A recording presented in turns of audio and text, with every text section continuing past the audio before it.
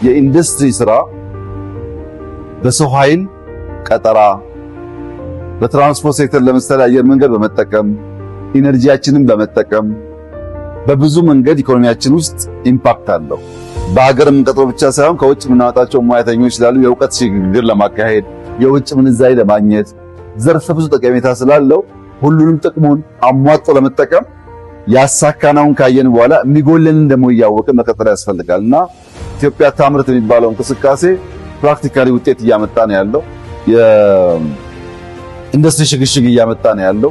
የሚቀሩን ነገሮች እያየን እየሞላን ከሄን በሚቀጥሉት 5 እና 10 ዓመታት ኢትዮጵያ በብዙ መልኩ ራሷን የመቻል እድል እንዳላት ያመላክታል።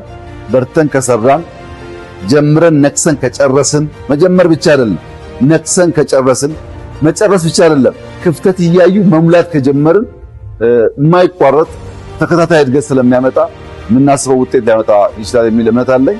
በጣም ጥሩ ስራ ነው። በአጭር ጊዜ ውስጥ ያገኘነው ውጤት ነው።